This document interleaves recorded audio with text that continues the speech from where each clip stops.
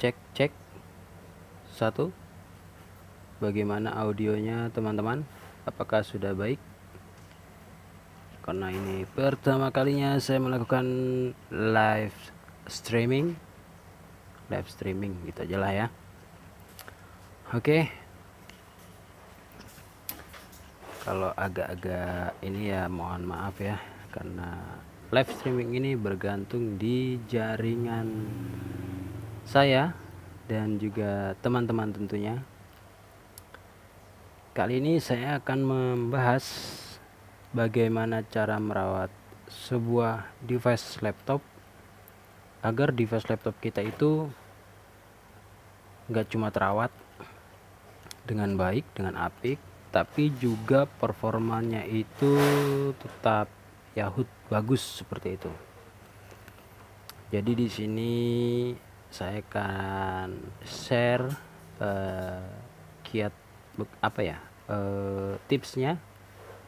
Di sini sebelumnya saya mohon maaf bukan menggurui, tapi ini berdasarkan pengalaman saya. Oke, kita mulai yang pertama di di bagian hardware dulu ya. Di bagian hardware, yang pertama itu saya selalu merekomendasikan laptop itu dikasih atau ditambah vacuum cleaner, vacuum pokoknya inilah. Ini fungsinya untuk narik hawa panas yang ada di laptop. Itu penempatannya langsung ke lubang si prosesornya ya. Ini kayak gini contohnya.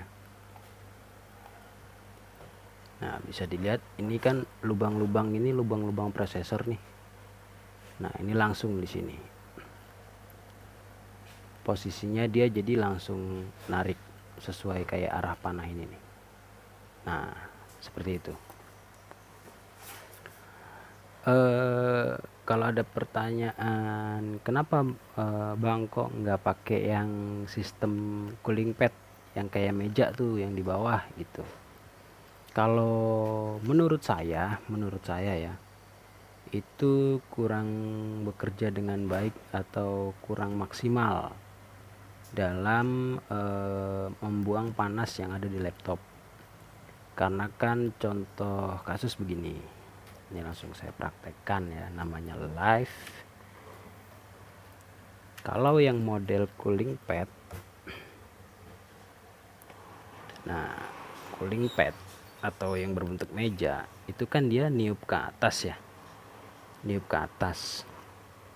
Posisi cooling pad itu biasanya ada dua, di sebelah kiri dan sebelah kanan, atau di tengah biasanya gitu. Nah, pertanyaan saya, apakah laptop posisi lubang-lubang seperti ini full? Kalau misalnya memang full, bagus, itu bekerja dengan baik. Jadi dia niup anginnya ke dalam, terus anginnya akan kebuang ke sela-sela lubang yang di samping-samping laptop gitulah. Tapi kalau misalnya ada dua fan, sedangkan lubang-lubangnya ini, atau satu fan sedangkan lubangnya hanya seperti ini nih contoh, menurut saya nggak bekerja dengan baik gitu, karena angin yang akan masuk cuma sedikit. Dan perlu diketahui RPM dari cooling pad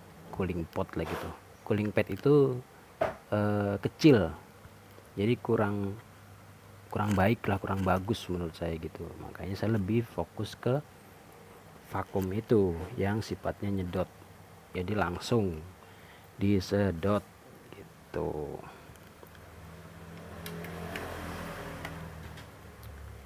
Itu akan membuat laptop kita semakin awet ya dengan bantuan ini, karena si laptop otomatis dia nggak akan cepet panas, terus pasta prosesor juga jadi jauh lebih awet, kinerja dari fan prosesor juga jadi nggak begitu berat. Pokoknya hasil yang maksimal gitu loh yang didapat kalau kita pakai tambahan ini. ribet harus bawa kemana-mana. Ya sekarang balik lagi, kalau misalnya pengen laptopnya awet, ya kayak gini gitu. Jadi nggak ada alasan ribet atau apa. Terus selanjutnya, laptop nih keseringan juga rusak nih di bagian keyboard. Kenapa? Karena ya tadi debu itu secara terlihat ataupun nggak terlihat, debu itu kalau udah masuk ke sini nih, terus bentuk jalur keyboard itu kan seperti ini ya, seperti kalau kalian pernah bongkar stick PS itu, jalurnya itu mirip gitu. Jadi dia cuma, jalurnya itu bukan tembaga tapi dia semacam induktor atau apa ya, jalurnya itu pokoknya dia tuh kalau kita bersihin, bukannya bersih malah hilang jalurnya. Nah, jadi bagaimana menyiasati atau cara tips agar si keyboard laptop ini tetap awet? Ya, gampang. Gampang menurut saya. Karena ini berdasarkan pengalaman dan sudah saya praktekkan. Dan akhirnya saya share juga ke customer-customer saya. Cuma modal ini nih, pump. Namanya pump kalau nggak salah, ini di online tuh banyak. Dan harganya murah kok. Ini waktu itu saya beli cuma 6.000 kalau nggak salah. Sebagaimana cara menggunakan pump ini, gunakannya seperti ini aja, miring ya, miring gitu, pencet lubang-lubang. Ini khususnya bagi rokok itu ini sangat penting sekali, karena abu-abu rokok nih cepet banget masuk ke keyboard ini ya. Jadi harus benar-benar teliti gitu, jangan sampai ini kemasukan. Ya syukur-syukur atau bagusnya lagi kalian pakai ini apa, yang buat penutup keyboard tuh protektor, itu lebih bagus lagi. Jadi kalau tanpa tutup keyboard, kalian bersihkan minimal 3 hari sekali, atau setiap habis pakai ditiup-tiup gitu lebih bagus. Tapi kalau ada protektornya kayak gitu ya seminggu sekali lah minimal, itu keyboard akan awet gitu. Saya jamin laptop akan awet sampai kalian bosen pakai tuh laptop. Spare part nggak akan ada yang pernah diganti. Itu pengalaman saya, dan bukan cuma sekedar ngomong ya, tapi ini pengalaman saya. Terus selanjutnya casing itu supaya selalu terlihat bersih, itu bagaimana? Saya itu selalu melakukan yang namanya perawatan di casing itu. Ini untuk bagian yang sering dipegang ya, itu kayak ini nih. Sebentar, mic-nya jatuh. Ini di bagian ini kan sering disentuh nih, sentuh, baik itu kita lagi main apa namanya touchpad atau klik kanan klik kiri, ini bagian sering disentuh nih. Nah biasanya bagian ini nih yang sering cepet apa namanya berubah warna karena sering kita sentuh bagian touchpad ini ya. Itu sama di bagian kiri kanan ini, entah ininya pada ngelontok. Nah kalau saya biasanya saya kasih stiker bening kayak gini nih. Ini juga murah kok, per meter. Saya lupa nih belinya berapa ya per meter itu di tempat-tempat stiker motor itu loh, yang jual stiker motor itu. Udah pakai ini aja, yang sering disentuh aja yang saya kasih bening kayak gini. Ini lihat aja tuh, masih bagus kan, masih bagus kan. Nah ini karena memang ya kayak gini modelnya, jadi dipasangin stiker bening kayak gini supaya lebih aman gitu. Tapi kalau saya pribadi sebenarnya saya lebih suka pakai mouse, karena buat ngedit itu kalau pakai ini touchpad ini kurang apa ya, kurang enak lah kalau saya pribadi ya, kayak gitu. Terus selanjutnya apa ya, apalagi nih, masih di seputaran hardware. Oh ya, baterai ini kita bisa lihat dulu, saya zoom. Nah ini baterai ini kan masih segini, ini kalau di persentase masih berapa nih, coba saya dekatkan dulu, kelihatan nggak? Itu berapa sih, 95% kalau nggak salah. Nah itu usahakan cas laptop itu ketika, ya pasti setiap kalian pakai laptop ini pasti kalau lowbat laptop kalian akan ngasih tahu ya, atau ada notifikasi baterai low gitu. Nah, baru kalian cas gitu, sambil diperhatikan di bagian persentase ini. Nah, di bagian persentase yang tadi yang saya bilang nih, kalau kira-kira sudah 90%, cabut adapternya. Itu cabut adapternya nih, chargernya ini dicabut. Itu untuk yang pemakaian ini ya, lama ya atau intens ya, misalnya berjam-jam. Lakukan itu secara berulang. Jadi ketika lowbat dicas, ketika 90% cabut. Itu baterai kalian akan awet. Jangan dicas terus sambil dipakai, itu baterai kalian akan cepat drop, cepat rusak gitu. Terus kalau ada juga pertanyaan, wah ribet banget bang, sering lupa cabut atau apa, sekali dua kali lupa atau lupa atau nggak ingat itu wajar menurut saya. Tapi kalau seterusnya dan apalagi kalau udah di depannya ada kata ribet, males, ya itu balik lagi lah ke kalian gitu. Ya kalau kalian nanti menemukan baterai laptop kalian cepet habis, drop, apalagi ya rusak, ya itu resiko yang harus kalian alami gitu. Tapi kalau kalian pakai tips ini tadi berdasarkan pengalaman saya, sampai kalian bosen pakai itu laptop, hardware kalian nggak akan ada yang pernah namanya ganti itu. Bukan saya jamin ya, karena balik lagi elektronik itu kita juga nggak tahu ya, maupun itu yang bermerek ataupun yang KW ataupun yang made in mana gitu.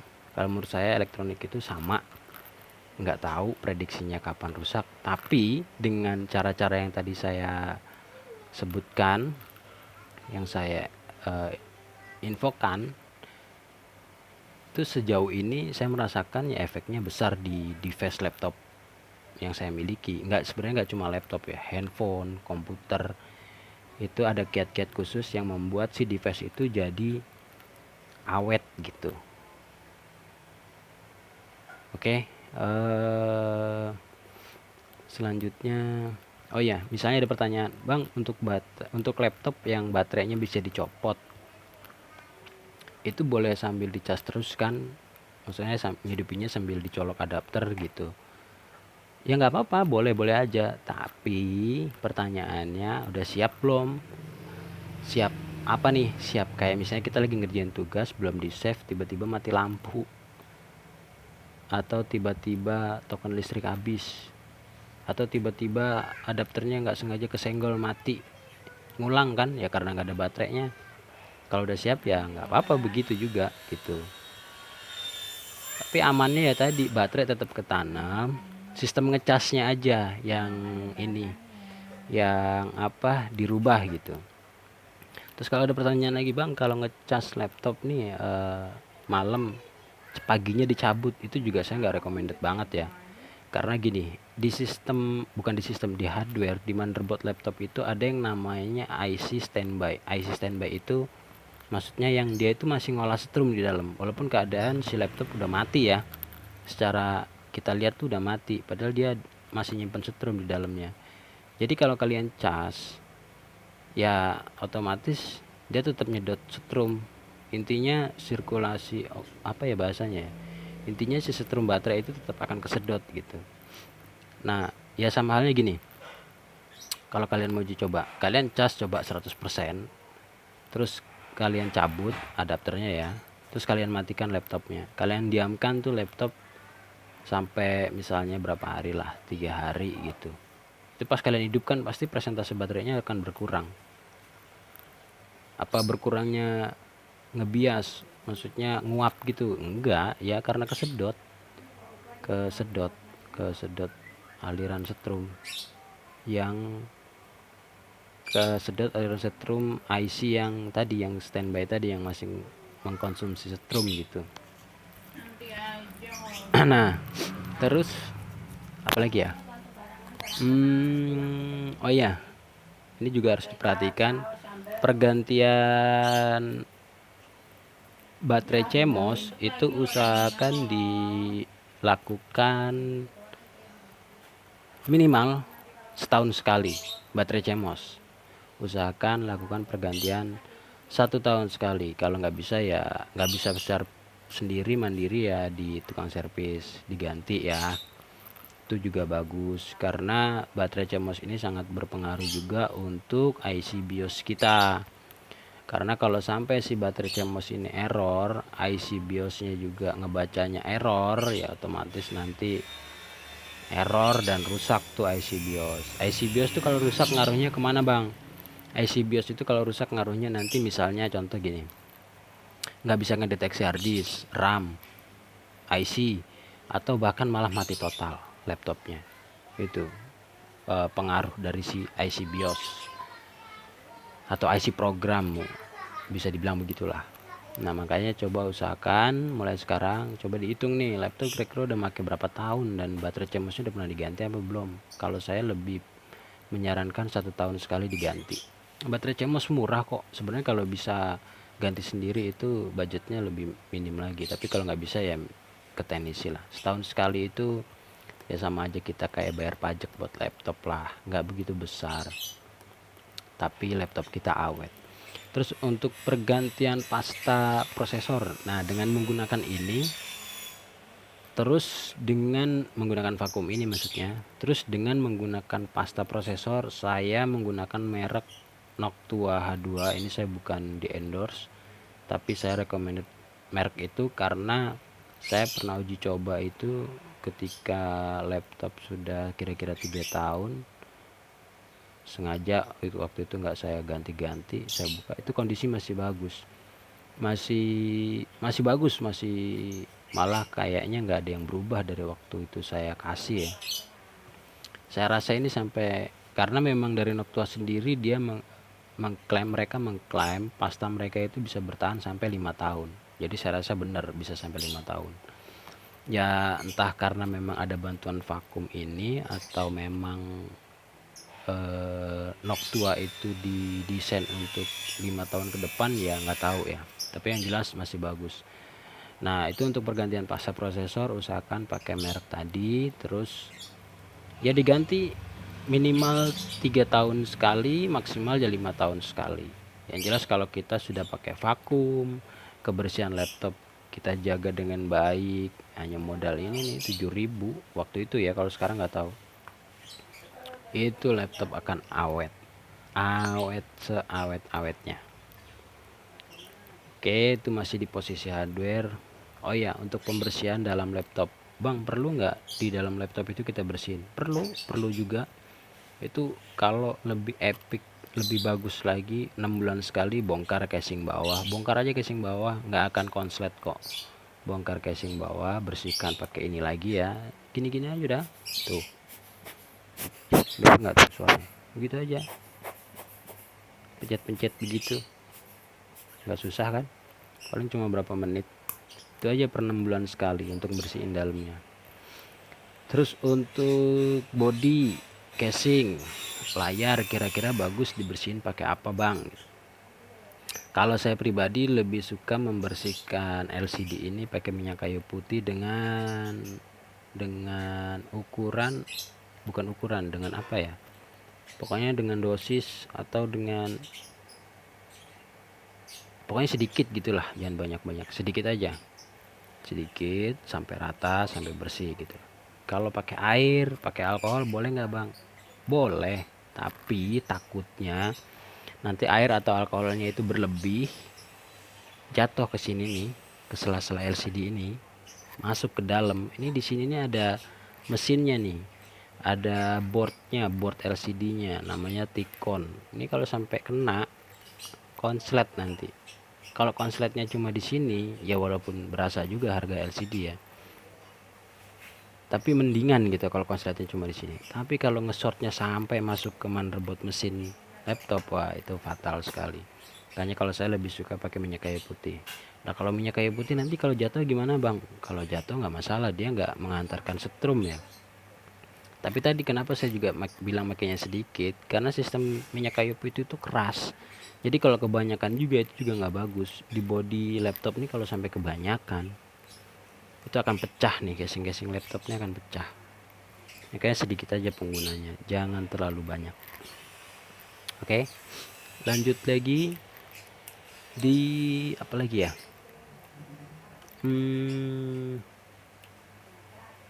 Masih di seputar hardware ya. Oh ya, pembersihan laptop juga jangan cuma di area keyboard, jangan cuma di area casing, tapi juga di port-port USB, port HDMI. Ini lubang-lubang kayak gini nih. Ini lubang-lubang kayak gini juga harus diperhatikan ya. Lubang charge itu juga harus diperhatikan. Dibersihkan juga, nggak cuma diperhatikan. Ntar kalau cuma diperhatikan diliatin doang, oh itu portnya, bukan begitu. Tapi dibersihkan pakai ini. Tuh. Udahlah, saya jamin awet laptopnya, awet, bener-bener awet. Gitu ya. Apalagi ya? Oh ya, masih di hardware. Masih di seputaran hardware, tapi kita ngelihatnya di sini. Sebentar. Nah, kita lihat di sini di lokal di sini. Maaf kalau ngeblur ya, kameranya kamera handphone ya. Nah, ini usahakan jangan sampai nih warnanya merah ya. Karena ini kalau sampai warnanya merah atau mendekati full, kalian panteng terus begitu aja. Oh, siap-siap aja harddisk kalian rusak. Terus gimana bang caranya? Ya backup atau hapus file-file yang kira-kira nggak penting. Sistem C ini kan meliputi desktop, dokumen, download, my music atau musik, picture dan video. Biasanya yang keseringan tuh saya di customer itu menemukan file-file yang nggak kepake itu di download ya. Jadi mereka habis download file apa gitu, terus mereka akhirnya copy, mereka backup ke disk lokal di satunya data, tapi di posisi di dalam folder download itu nggak dihapus, jadi ada double intinya gitu. Nah ini akhirnya sistem C ini membengkak padahal di sini ada, di sini juga ada, membengkak, akhirnya ini penuh. Nah ini jangan sampai merah, karena kalau sampai merah harddisk kalian akan cepat rusak gitu. Oke, itu masih di hardware, itu untuk awetnya harddisk. Terus juga benturan, usahakan kalau bagi kalian yang membawa laptop dalam kondisi digantung di depan motor, biasanya di bagian dashboard bawah tuh digantung ya, usahakan menurut, kalau pengalaman saya, bukan pengalaman, maksudnya saran saya itu lebih baik di game block, apa sih, ditaruh di tas lah gitu, di kita bawa di tas kita gitu, kita game block lah bahasanya pokoknya. Nah itu pun juga harus diperhatikan, jangan sampai pas kita game block itu atau kita gendong tasnya itu posisi laptop kebentur-bentur jok, itu juga nggak boleh. Jadi harus benar-benar gantung. Berat bang, ya itu resikonya memang kayak gitu, karena harddisk sangat rentan juga cepat rusaknya kalau sering kena benturan. Itu jangan sampai, jadi harus benar-benar dihindari benturan-benturan di harddisk laptop itu ya. Terus selanjutnya apalagi ya, kayaknya untuk di bagian hardware itu aja. Di video selanjutnya nanti saya akan membahas di bagian software atau di dalam aplikasinya, karena itu juga ngaruhnya untuk apa namanya, pergerakan kita nih dalam multitask kayak gitu. Itu nanti jauh lebih cepat enggaknya itu karena mungkin di dalamnya kebanyakan apa namanya, kalau di handphone itu cas atau sampah atau temporary lah. Makanya untuk di video selanjutnya saya akan membuat lagi video bagaimana cara merawat laptop di bagian sistemnya gitu, softwarenya lah gitu ya. Jadi untuk kalian yang memang belum subscribe, silahkan subscribe agar kalian tidak ketinggalan, dan semoga informasi ini bermanfaat untuk kita semua. Bagi kalian yang ada ingin ditanyakan, silahkan tinggalkan di kolom komentar. Ini saya berharap yang nonton ini ya subscribe juga lah ya, karena kalau saya lihat persentasenya ini yang nonton jauh lebih banyak ketimbang yang subscribe. Aduh, padahal di situ saya lihat juga ada yang komen gitu ya, bukannya gimana ya, maksudnya kalau memang video ini bermanfaat ya cukup subscribe kok. Subscribe itu gratis teman-teman, oke? Karena ini juga semakin berisik, mohon maaf ya. Jadi saya sudahi saja videonya. Terima kasih, salam sehat untuk kita semua, bye bye.